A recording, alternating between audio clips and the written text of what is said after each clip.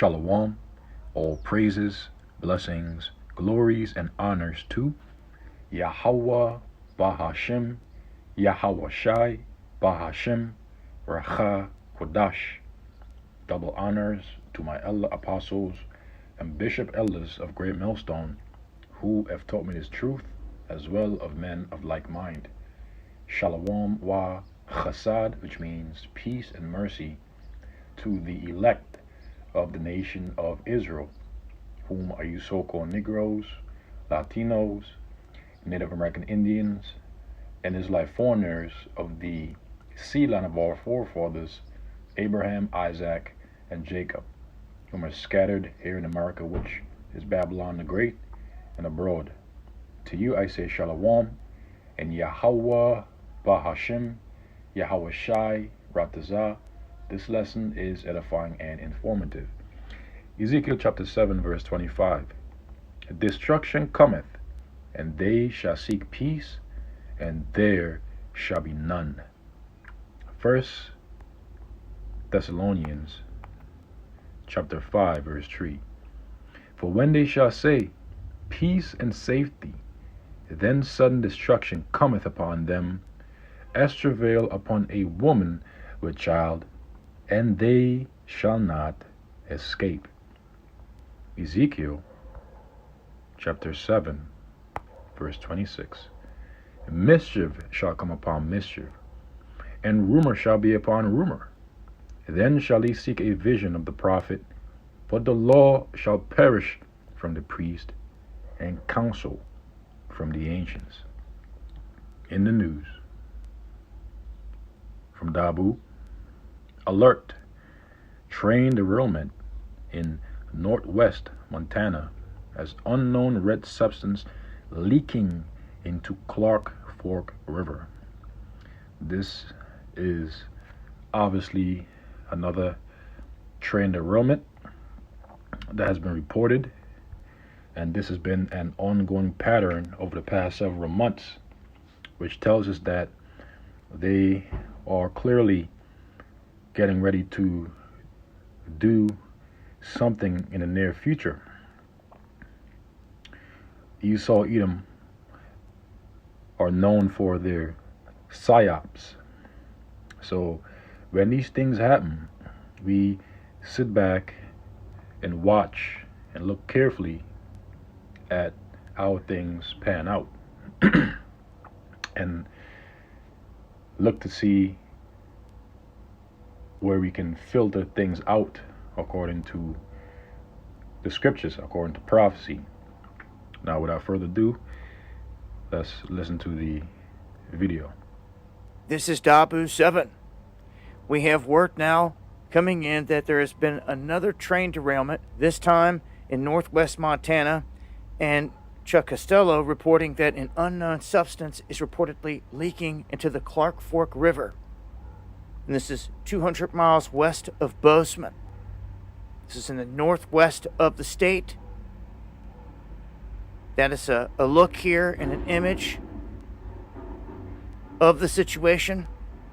Apparently there are cleanup crews on the scene, arriving as I speak to this derailment. It's not on fire, and there doesn't seem to be word of any hazardous material, so to speak, that is leaking. We don't know what is leaking into the waterway. It's something, they're saying. We don't know what it is, so at this point, I can't say if it's hazardous or not until we get clarification on that. This is by Camp Bighorn near Paradise, Montana. Credit goes to Mr. Haugen out there that caught the image in the video.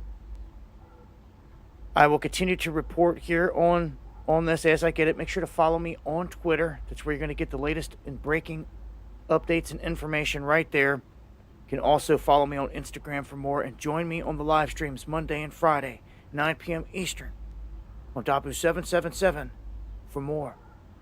You'll find links below. Much love, y'all.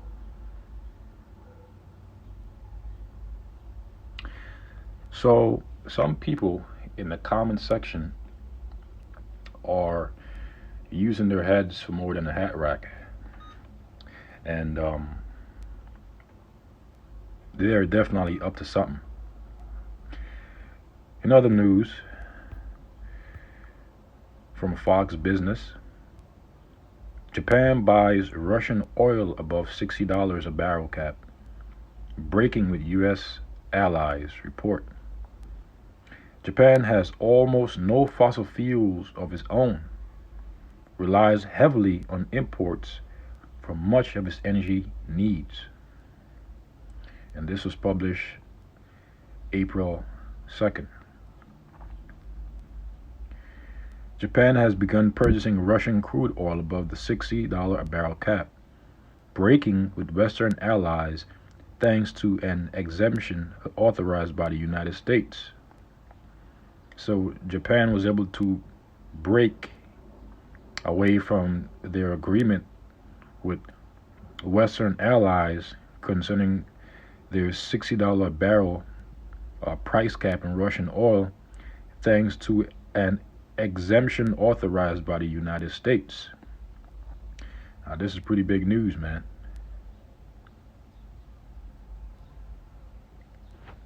And interesting.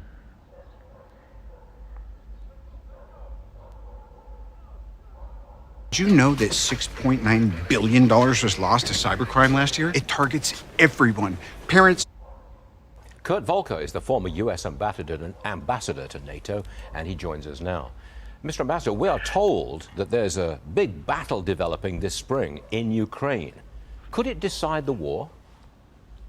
Well, they're not really speaking specifically on this particular article, so I will skip this video and just simply read this article. As many European nations weaned themselves off Russian oil in response to the invasion of Ukraine, Japan stepped up its purchase of Russian natural gas.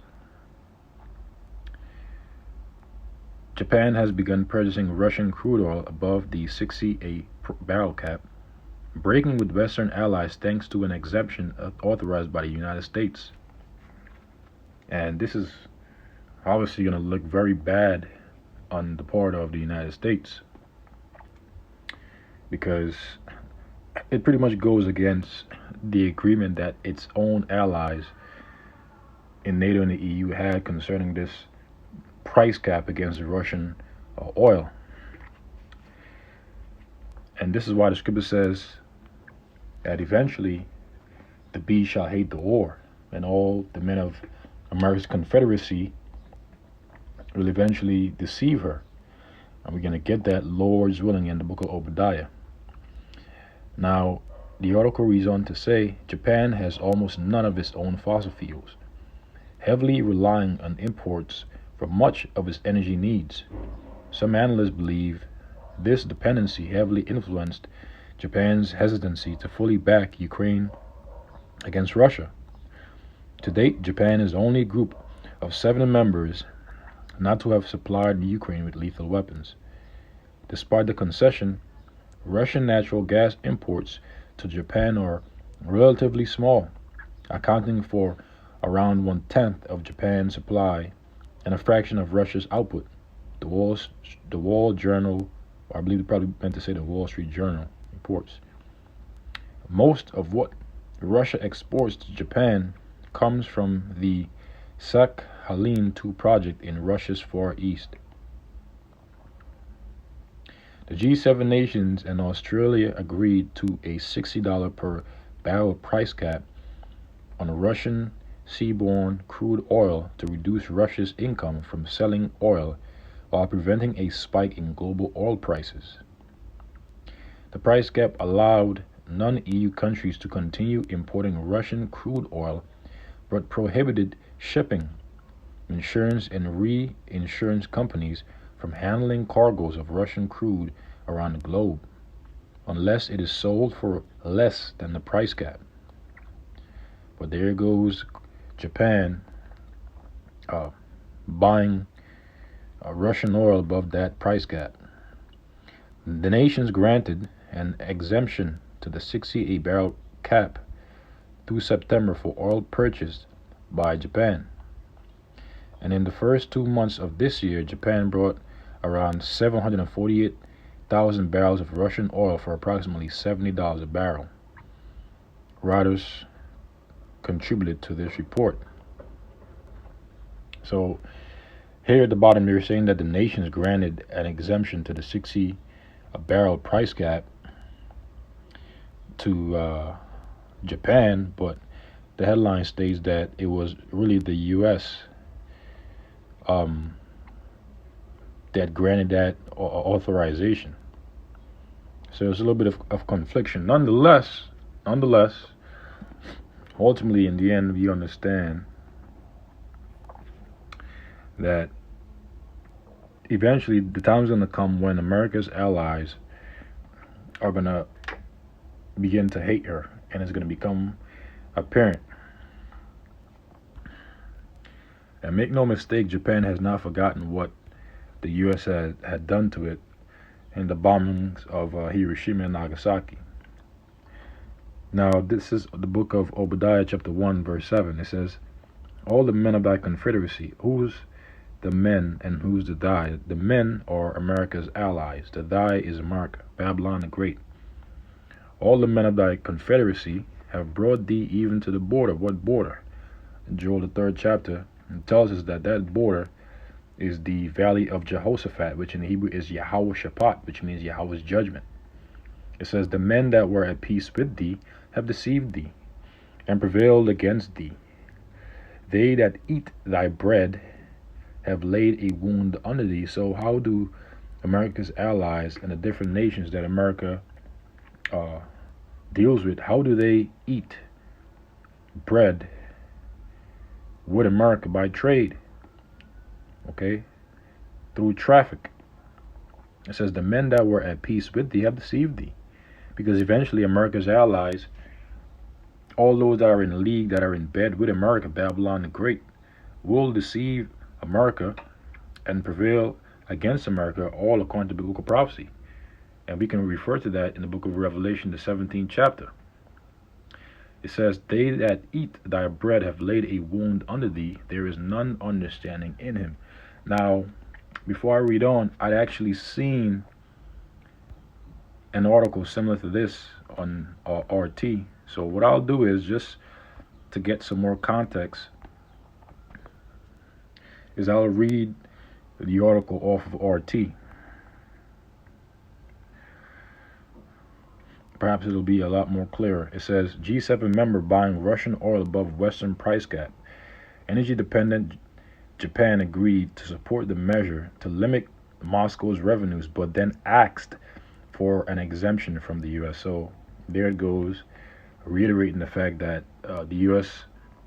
were in fact the ones that had granted Japan said exemption so that they would be able to purchase Russian oil above the cap. It says, one of the group of 7 G7 nations, Japan, has started buying Russian crude oil above the $60 a barrel agreed cap after securing a U.S. authorized exemption. So they were able to do this explicitly through the exemption that they had secured via the U.S. Okay, because at the end of this article, it had stated that the nations granted an exemption to the 60 a barrel cap through September for oil purchased by Japan. And in the first 2 months of this year, Japan brought around 748,000 barrels of Russian oil for approximately $70 a barrel. So this article here in RT further clarifies the fact that it was really due to the exemption that they had gotten from the U.S. that they were able to do this. Okay, it says Japan brought around, excuse me, I'm kind of getting a little too far. It says, the Wall Street Journal reported on Sunday, according to the news outlet, Tokyo, which relies heavily on energy imports, reportedly got the concession from Washington, saying it needed it to ensure access to Russian fuel. Official statistics show that in the first 2 months of this year, Japan brought around 748,000 barrels of Russian oil for approximately $70 a barrel, which was mentioned in the Fox News article. And Tokyo joined the price cap on Russian oil imports later last year as part of a coordinated effort to lower Moscow's oil revenues, pitched by Japan's longtime ally, the United States, and supported by the G7, the EU, and Australia. However, Tokyo exempted oil imports from the Sakhalin 2 project from the cap, stating that such a move would endanger the country's energy security. So this article is a lot more specific. Again, it reads Tokyo exempted oil imports from the Sakhalin 2 project from the cap, stating that such a move would endanger the country's energy security. So this project was mentioned in the previous article, but to avoid endangering their own country, they had to exempt it so that they could buy above the cap. It says an official at Japan's Ministry of Economy, Trade and Industry told the journal that Tokyo wanted to ensure access to Sakhalin 2's main product, natural gas, which is liquefied and shipped to Japan. We have done this with an eye toward having a stable supply of energy for Japan, the official reportedly said. Read more. Japan needs Russian energy. PM. He explained that a small quantity of crude oil is extracted alongside the natural gas at Sakhalin 2. And again, what is Sakhalin 2? Sakhalin 2 is a project. It's an oil and gas development in Sakhalin Island, Russia. It includes development of the Pit-Tun, however that word is pronounced, is pretty long, oil field, and the Lunskoye natural gas field offshore Sakhalin Island in the Okhotsk Sea, if I pronounce that correctly, and associated infrastructure on shore. The project is managed and operated by Sakhalin Energy Investment Company Ltd. Sakhalin 2 includes the first liquefied natural gas plant in Russia. And this is a very important plant for Japan. It says, he explained that a small quantity of crude oil is extracted alongside the natural gas at Sakhalin 2 and needs to be sold to ensure liquefied natural gas LNG production continues. The price is decided by negotiations between the two parties, the unnamed official told the journal. So Japan basically got an exemption for this plant so that they can buy above the $6 cap, so that their country won't pretty much go into ruin, into financial ruin, so to speak. It says the report pointed out that Russia accounts for nearly 10% of Japan's natural gas imports, most of it from Sakhalin 2. So Japan gets most of its natural gas imports from Sakhalin 2. Hence the reason why they had requested an exemption from the U.S., disregarding the original plan that had been put into motion by the G7 and other nations concerning the $6 price cap on Russian oil. It says with volumes of purchases by Japan rising 4.6% last year in comparison to 2021. The journal also cited Japanese officials as saying it would be self-defeating, to give up access to Russian LNG because Moscow could sell it to China. Japanese Prime Minister Fumio Kishida announced late last month that the country's companies would continue to participate in Russian energy products on Sakhalin Island due to their importance for Tokyo's energy security. And so this concludes the article. So a lot of interesting things are transpiring in the news, and eventually Japan is going to completely do things on their own without the need of getting any U.S. authorized exemptions or anything of that nature, because they have not forgotten what the U.S. had done during World War II, after they had bombed, when they had bombed Hiroshima and Nagasaki. Okay. Now, before I conclude this article, let's get one more news article. More countries may join oil production cut. I meant to say lesson earlier, not do this article.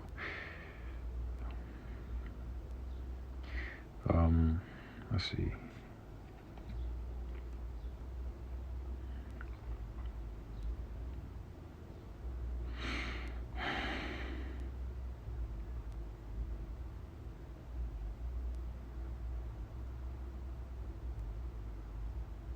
London no longer clear leader as world's top financial center.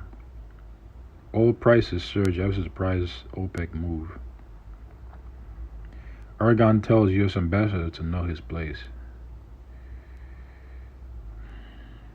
So that's pretty much it.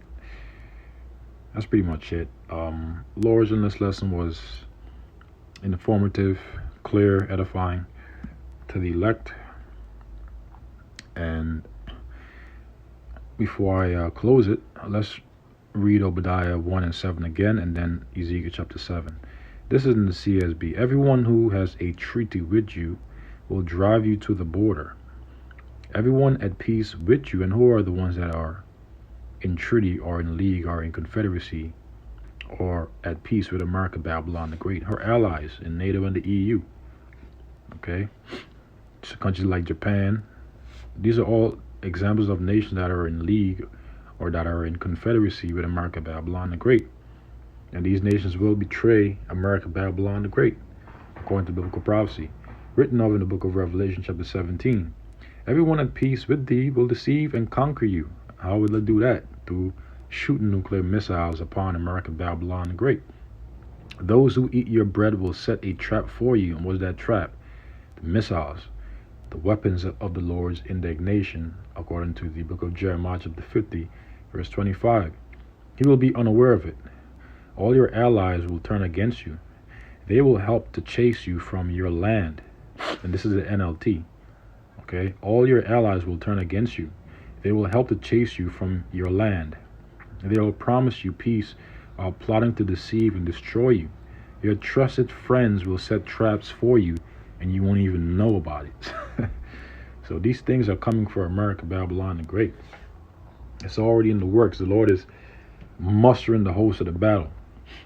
Okay, this is the book of Ezekiel again, chapter 7, verse 25. Destruction cometh, and they shall seek peace, and there shall be none. So in the times of destruction, people will attempt to seek peace, but there shall be none. Mischief shall come upon mischief, bad news after bad news. Okay, hell after hell, and rumor shall be upon rumor. Then shall they seek a vision of the prophet. Oh, we got to find those men that used to be in the street corners. It says, then shall they seek a vision of the prophet from the true man of the Lord. But the law shall perish from the priest, because the Lord is going to hide his men. He's going to hide his words from the world. And that's why they're going to be going to and fro to seek out the words of Yahweh Ba'ashem Yahweh Shai. It says, and counsel from the ancients, because these are local leaders of our people, such as Al Sharpton, Farrakhan, and whatnot. These false prophets like T.D. Fakes, Creflo Give Me Your Dollar.